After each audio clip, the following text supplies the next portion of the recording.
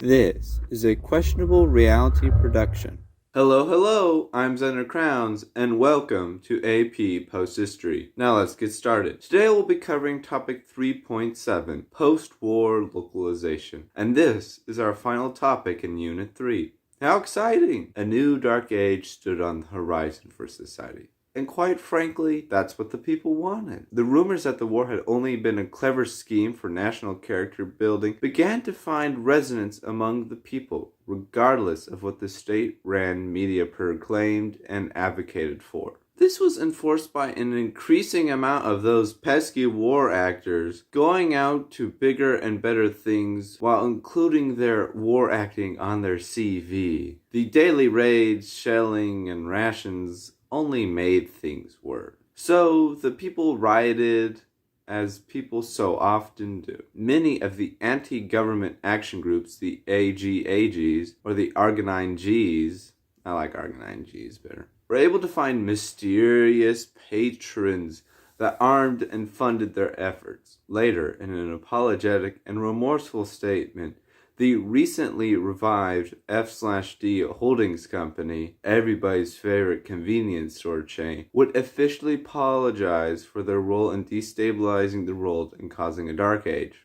Naturally, though, despite their remorse, they still reaped enormous financial gain from all this covert funding. Now, Riot and Rampage is a problem known to many states and will be known to those still unborn. And most states like to respond with military suppression and upholding of stringent security measures. These nations in crisis were no different from the norm, and so they mobilized the armed forces to put an end to the revolts by whatever means possible. And it seems as if everything has been tidily tied up and clean. However, it seems they forgot their military, which they were using as a suppression tool, was only a bunch of actors and poorly trained enlisted men. And so, no effective suppression would take place, which was a real bummer for those government officials that quite liked having their jobs and their heads. Thus, one by one, the governments of the Big Three were overthrown, and the cities were looted of all their material wealth, as punishment, I suppose. Anarchy tumbled once more into the spotlight,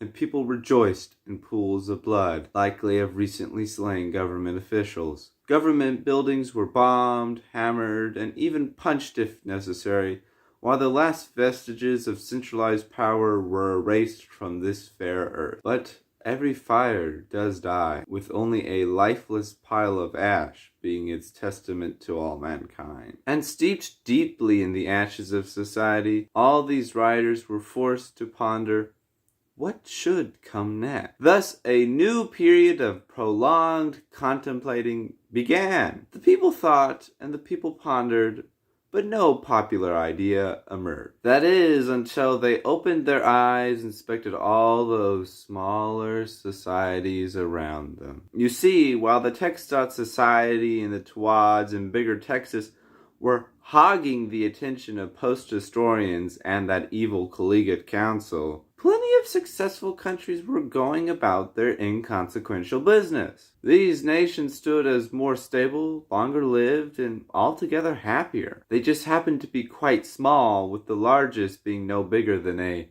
mid-sized city. In fact, let's turn to the History Makers segment, where the Lord Council of one of these micronations describes his perspective on the Big Four. National character is a funny thought, which I concede national character can be a benefit to some. Its absence is no detriment, really. A war fought to define a national character is wholly excessive. I think these countries which hold such power and wealth overlook the basic wants and needs that a person desires the most. While they jump and shout about, I make sure there is food on the plates and fire in the furnaces of my people. After the people thought long and hard over this all, they decided they would be better served in small, localized states, with a small and intimate community being the constituency of an equally small government, and thus everyone would be happy.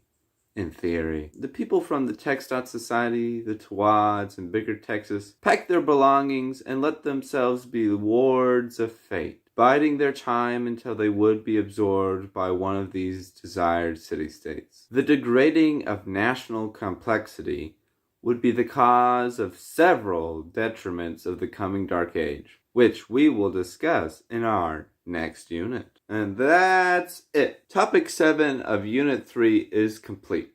If you want to find success in your post-history class and gravitate to small localized governments, consider subscribing and liking this video.